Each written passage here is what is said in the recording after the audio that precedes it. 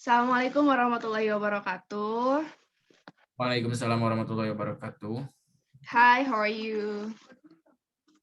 Great. How about you? I'm fine. Thank you, by the way, for Yeah. become my participant. I Mhm. have sent you a consent form that you are agreed to Mhm. become and contribute to Yeah. my thesis. So thank you so much for that, and thank you so much for your You're time. most welcome. Yes. Okay. I will explain it first. So in here, I have 12 questions, Mhm. and there are four sources of self-efficacy. The first one is inactive mastery experience. The second one is vicarious experience. Third one is verbal persuasion and psychological and affective stats. And I will start with the first is an active master experience. Okay, let's start with the first questions. Okay, are you ready? Yeah, I'm totally Okay, ready for it. okay. Uh, how do you introduce the topic clearly in your speech? Well, how do I introduce this speech clearly? Well, when it comes to delivering the speech, well, what I came up with an idea at that time because previously I had some experience in this kind of thing. So I would say that to make the speech clearer, we just need to be prepared for that. For examples, if we want to deliver some materials, then of course we need to be prepared in advance for those materials that we are going to deliver to others. Unless if we do not really understand the material, how can we try to deliver it in a clear way while our mind is still like blurred about that subject, something like that. So it matters a lot when it comes to the topic that we are going to uh, present to others, and then we have to have a good knowledge in that area, at least like 70% or 80%, something like that, because it's a must. When we do the speech, it means that we are an expert of that kind of subject, something like that. So we should be responsible with that kind of thing. Okay, okay. So Yeah. preparation is really important, right? Before. Yeah, Uh, exactly. okay, nice answer. Okay, next. How do you make the points clear to the audience? Yeah. So this is a good question. Yeah. Oftentimes, what I have seen so far, uh, from some people, they do not get prepared with the speech because of course, they have to prepare the outline, but we have to revise the outline itself by practicing in advance. So always preparation, getting prepared in advance is a good way to improve our speech. For examples, at that time, well, when I tried to compete with others competitors in Masudi Awards, and what I did the night before the competition, and I tried to write an outline simply, briefly, like what the points that I really want to emphasize right there, something like that, because I do not want to miss that catchy points. I mean, catchy point means like I want to emphasize that important point, because that important point is the core of my speech, something like that, especially and I do not really want to forget that, or I do not really want to miss that point. So So you when we want all. to, yeah. Yeah. Mhm. Yeah, so when we want to try to make the points clear to the audience, so we just need to have a clear outline, and of course we have to practice it. Unless if we don't practice it, if we try to deliver the points, each points of our speech, it will not be clear to the audience. Why? Because we are, first of all, nervous. We will be nervous a bit. Yeah. And then the second one, we are not sure of what we are going to talk about because we don't have any idea. Even though, for examples, I have some points. I want to talk about this. I want to talk about this. That's okay. I have already enough knowledge about it, so I don't need to be worried about it. But when we try to deliver it in front of the people, it will just suddenly, what am I going to talk about? Something like that. So getting prepared at least will save you what you are going to talk about, something like that. Ah, nice. Practice matters as well. Yeah. Okay, next questions. How do you organize your speech so that the conclusion follows logically from what was previously said? How do I organize my speech so that the conclusion follows logically from what was previously said? So when it comes to conclusion, of course, that we should have a clear, you know, we have to have a coherent paragraph because you know, speech is an oral text. Yeah, we have written text, we have visual text, visual modes. Yeah, in grammar multimodal, I still remember that. Yep. And even when we are talking, we are producing the text, something like that. So in order to follow logically, we have to you know, like each slides or each paragraph that we are delivering to others, it should be coherent. Like coherent means like cohesive, but cohesive, it tends to be sentence after sentence, but it's paragraph after paragraph, it could be called as a coherency. Yeah, so in order to be coherent, we should flow the idea between the first slide to the second slide. So if we want to deliver the speech flowly, yeah, smoothly, then we have to know exactly what was how to bridge the paragraph, something like that. So at the end, we try to gather all of the ideas, the main points of each paragraph, something like that, of each slide. So we have talked about, for example, the first paragraph, yeah, talking about vitamin C, and then paragraph 2 is talking about vitamin D. Then at the end, we just conclude the speech that we have been talking about the benefits of these fruits that contains a lot of vitamin nutrients, something like that. So yeah. Very nice answer. Okay, next, we move to vicarious experience. This the 4 questions. Have you ever observed your friends while public speeches in terms use rich evidence? If yes, how do you observe your friends? If not, can you give an explanations why you didn't observe your friends? Yeah, honestly, like when my friends, I did it like when I was in the class, because right now, like I had a lack of you know, time to see, lack of chances to see my friends presenting the materials, especially in this online class. Yeah, of course that we can see we can listen to their presentation, but of course the gesture matters a lot as well when presenting the material. So I can really observe how they gesture, because that matters a lot, because I'm already aware. I started to be aware of the different modes of communicating, like visuals, oral, and then um, uh, spatial, and so on. Yeah, so Nice. those are really important in speech. And yeah, so I if you want to ask me, like have I ever observed my friends when it comes to their presentation or their speech, something like that? Yes, I have ever observed. Yeah, and what I observe for them, it is really important. In my opinion, it is really important for me. So I really prioritize the evidence when you know, when they talk, when they speech.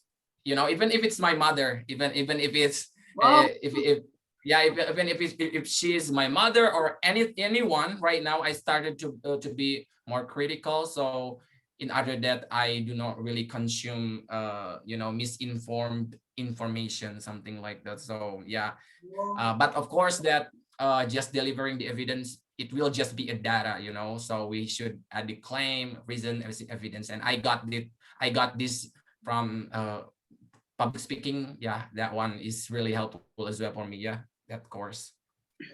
Really nice answer. Okay, Yeah. next. Have you ever observed your friends give public speeches with familiar topics effectively? If yes, do you know how they deliver their speech effectively? If not, do you know what the things that makes their didn't give the topic in a effective way? Familiar topic effectively. Yes, I have ever seen some of them.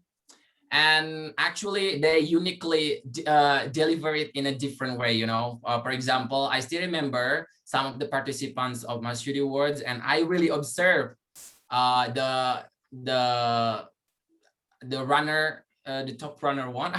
I forgot the runner up. Yeah, top runner up, and then the second runner up.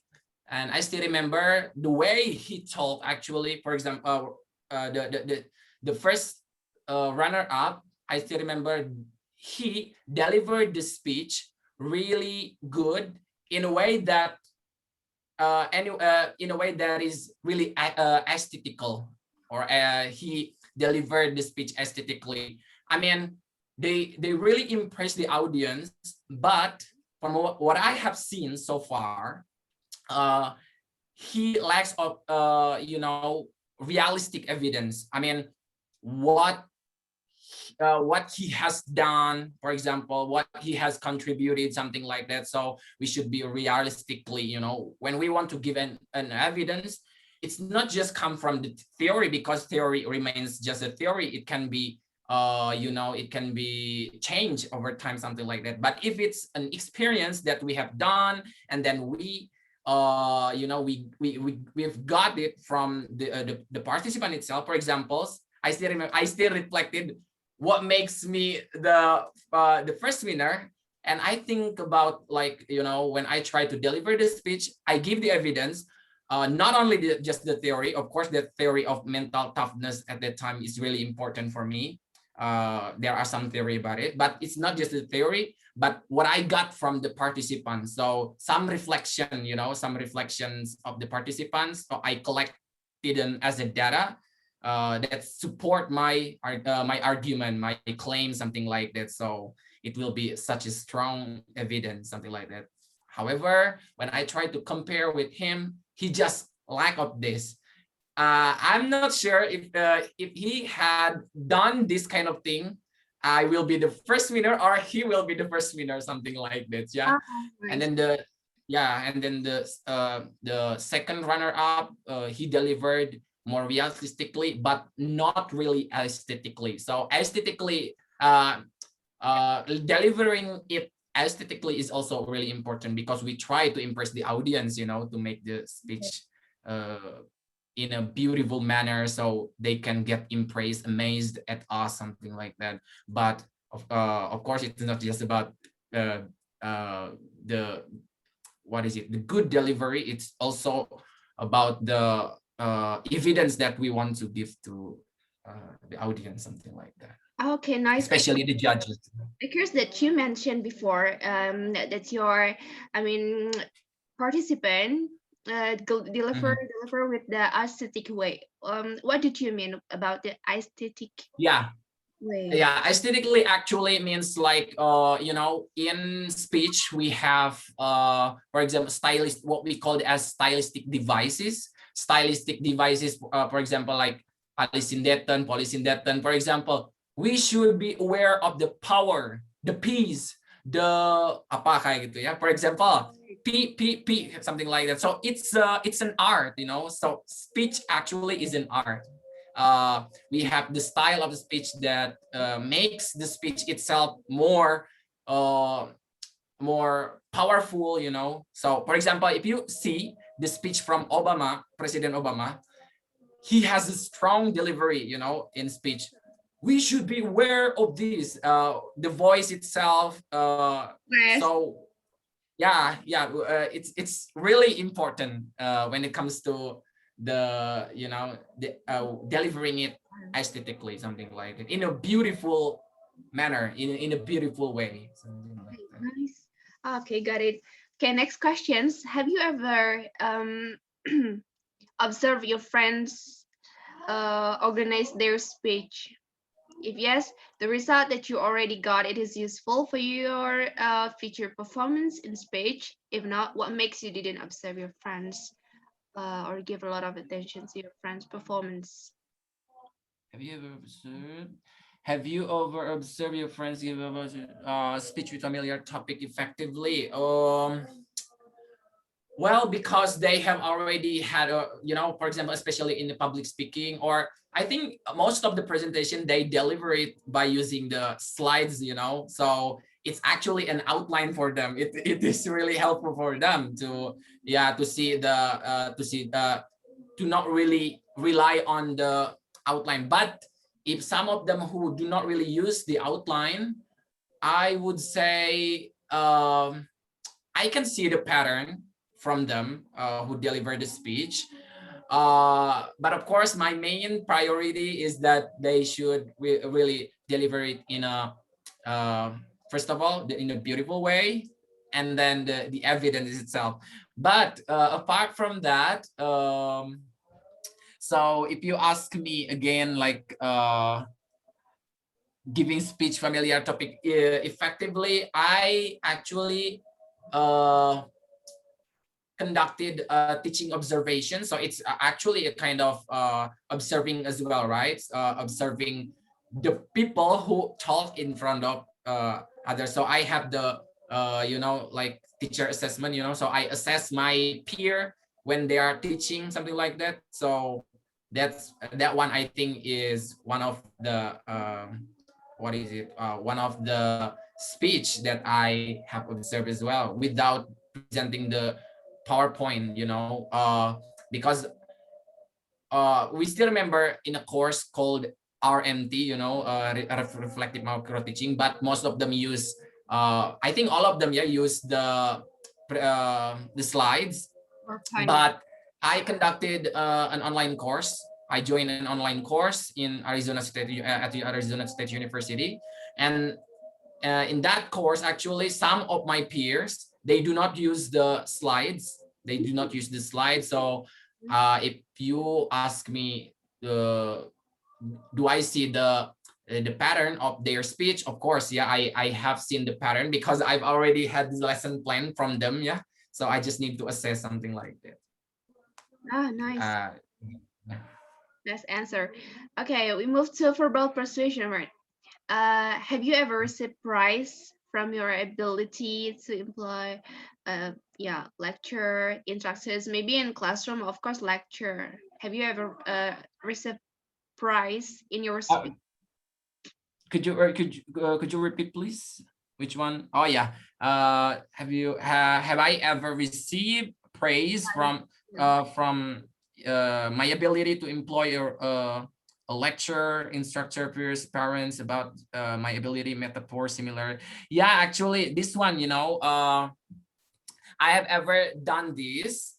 The proof is that when I was in Masudi World, I become the winner, right? So it means that they have something more than other participants. I have something more than participant. I don't want to be arrogant, something like that. Yeah.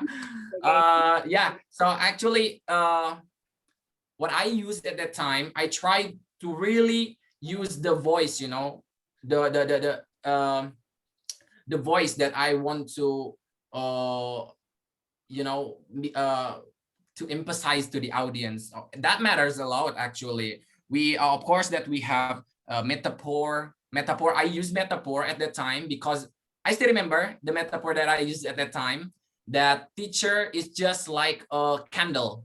It's just like a candle in a cave, because we cannot just, you know, be together with the teachers all the time. We have to bring our own candle, something like that. So I try to have make the metaphor like that, you know, teacher as a teacher can bring the candle, but of course we cannot rely on the teacher itself because we have to bring our candle, our own Oh, candle yeah. in the darkness, something like that. Nice So metaphor. that's one.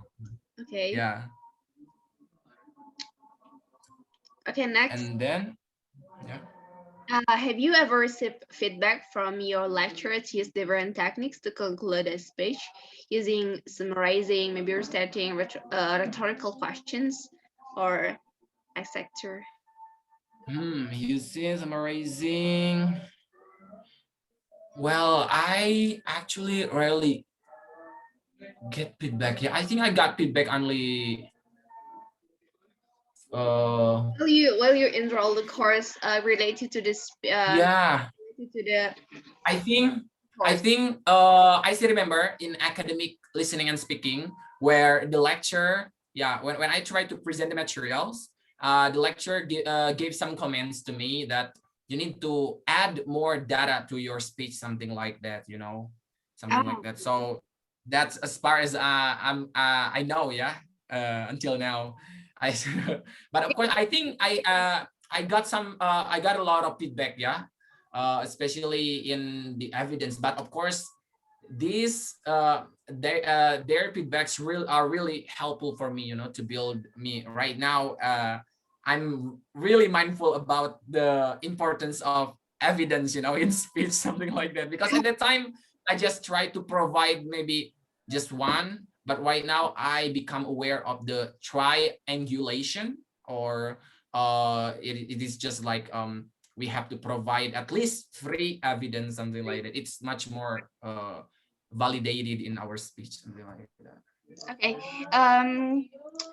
What is it? Did you ever ask to the lecturers? I mean, if they didn't give you some feedback after your Hmm. performance, and you ask the lecturer for the feedback itself. Ask well, Never. honestly, I rarely do Oh, that. I rarely did that. Yeah, no, I really did that. But yeah, I only did it. Just, you know, I'm not really an active like. Could you please give me some feedback, something like that? No, yeah, I rarely did that, something like that. But I try to get assessed from my friends. You know, especially when I joined in a course in Arizona State University. There are a lot of peers, and they of course have the same job.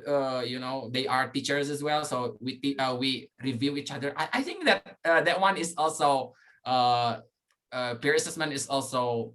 But the last time I got from the doctor from wow. Dr. Alex from Arizona State University, and he said that you have a good teaching.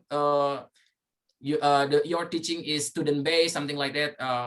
And yeah, all overall, my teaching is good. And the only thing that he comments, because I just missed 2 points. Yeah, I just missed 2 points. So from 50, I just get 48. Yeah, I just 48 from him. Yeah.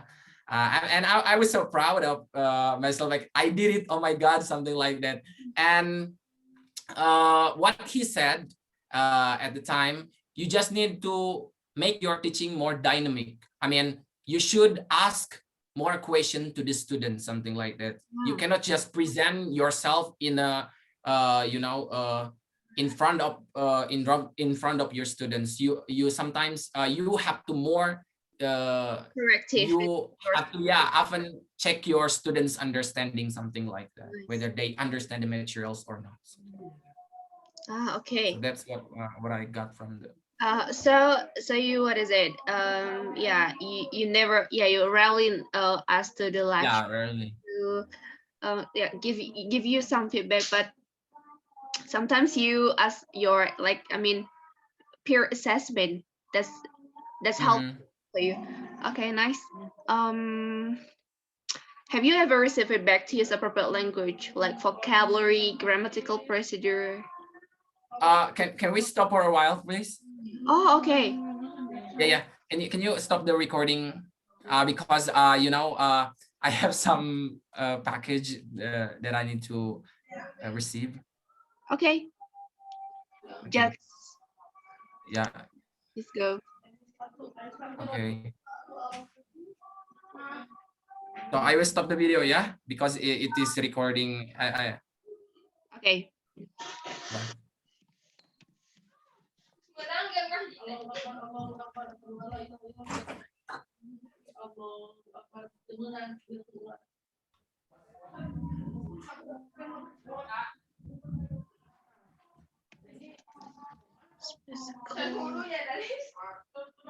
Yeah. Did you feel nervous by giving a speech?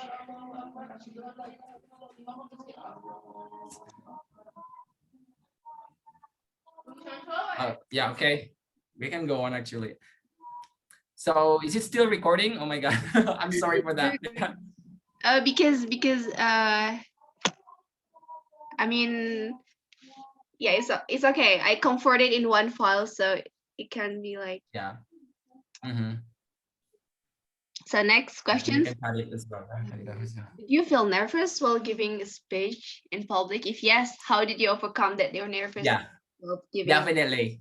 You know, when I tried to deliver the speech for the first time, I still remember I joined EDSA. It's such an amazing and unforgettable experience for me. You know, when I tried to be an MC at the time. So I you know, I tried uh, to be an MC, and how was I supposed to do that? Because I had no experience previously. You know, like when I was at vocational high school, junior high school, I did not even join any extracurricular. I mean, I joined some of them, but do not really do it consistently. I mean, you know, I'm a bad I was that quite bad guy at the time. So yeah. Yeah. Yeah.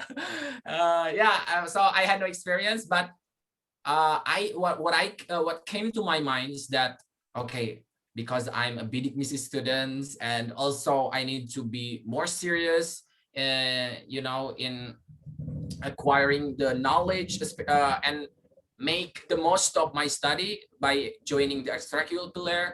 And then I cannot just be you know, because someday I will be the leader, and the leader will require me to, you know, being a leader will require me to speak in front of the people. So uh, believe it or not, I did it. And at the time I felt like, okay, so I made it. And it was just feel like it was feeling like, okay, it's normal thing actually. So yeah, I started to become, you know, confident, more and more confident. But of course, whenever I'm trying to conduct the speech, you know, in front of others, for the first time, if it's for the first time, you know, like 1 minute or 2 minutes, uh I will still be nervous about it. But time after time, I gradually become confident, something like that. So it's I think, yeah, I need to be comfortable with the situation first, you know. So I have to see, I have to normalize the situation by getting used to with the situation, something like that. If I'm used to with the situation, for example, just you know, looking at the audience, all of the audiences, so I will not become nervous, something like that. Oh, so that's why you, what is it? How to overcome your nervousness. Yeah, That's that's it. It's about in Indonesian we call it jam terbang, yeah, the opportunity. We take the opportunity when we have, because it's very a lot rare of to, yeah, opportunity. it's very rare to find this opportunity. Nice.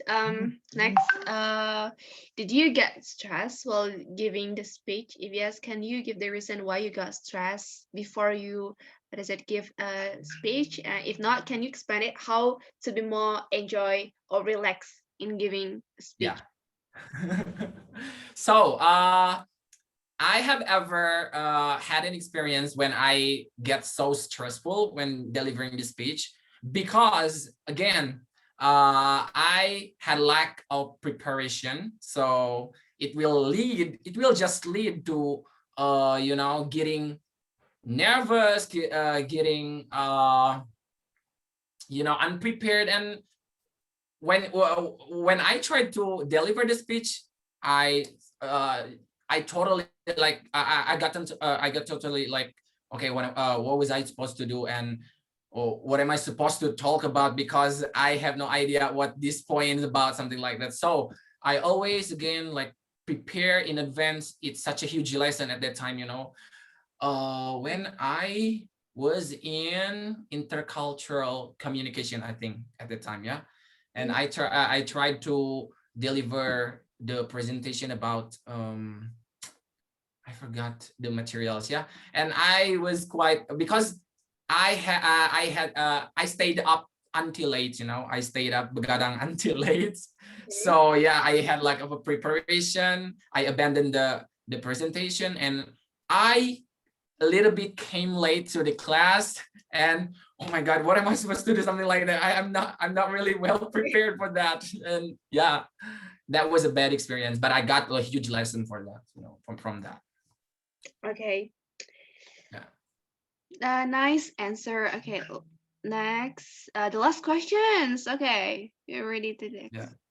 Did you get anxious while giving the speech? If yes, what kind of things that make you feel anxiety? If not, can you give the reason how to be more relaxed in give a speech? Yeah, the only thing,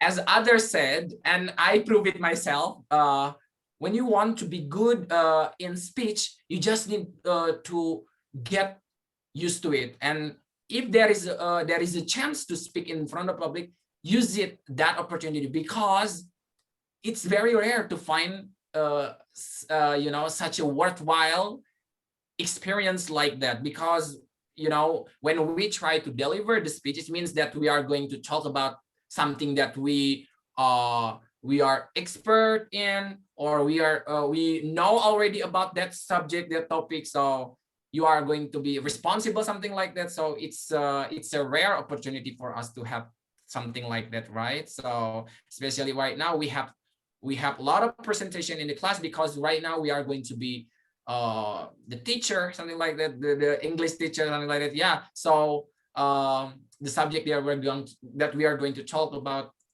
like, you know, in English, something like that. So if you ask me like how to overcome stress,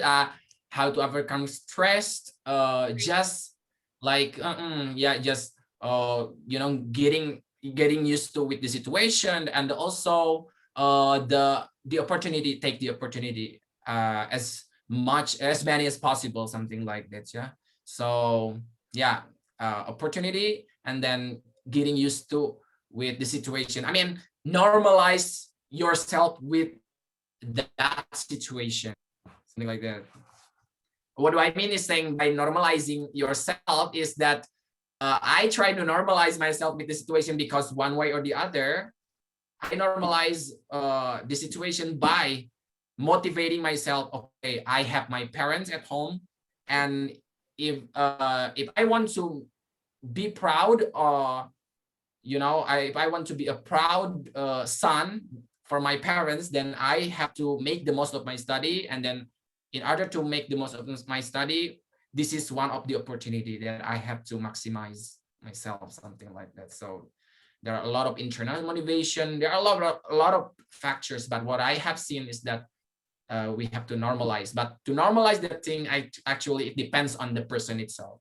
But I think uh, everyone will have the same motivation, yeah, especially for parents, because parents are the core of everything, something like that. Yeah, it's also for Agree, me. totally agree. Okay, so Yeah. as I know, you what is it already already follow Mashudi Awards in the past, and you Mhm. did become a winner on that.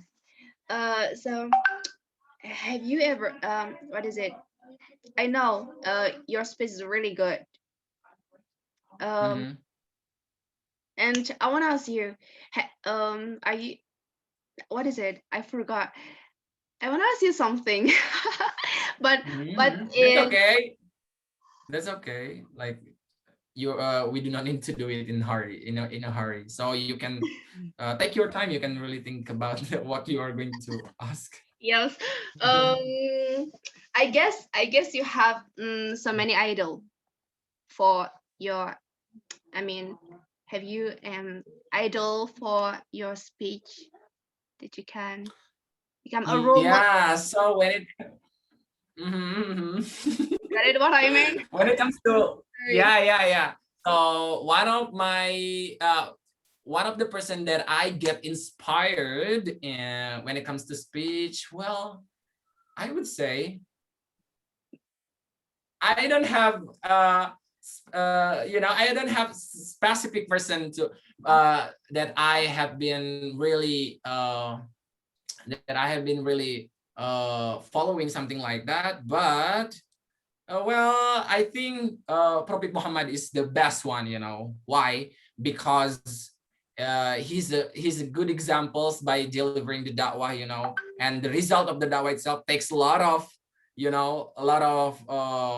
results. A huge results, and until now he can be uh, remembered by anyone's around the world, and that is tremendously for me such an inspirator when it comes to speech. Because so if Muhammad actually can get a lot of result in his speech, it means that, or da'wah, yeah, it means that he provides the evidence, something like that. Because for me the evidence is should be like when it comes to religion, something like that should be strict, and we have to accept something like that. So yeah, that's why I love Prophet Muhammad, and also other prophets as well. It means they are really intelligent people. Yeah. Sorry. Very nice. Thank you. Yeah. Thank you for all your answer. That's really great, and I speechless to heard all of your answer. Thank you so much for your time. I'm so sorry for disturbing your time also. Oh, Uh, no worries. maybe that's all. That's all. You have already answered all my questions. Thank you so much once again. Yeah, you're most welcome. I will end. I will end this interview. Have a good Mhm. night. Yeah, have a good night too.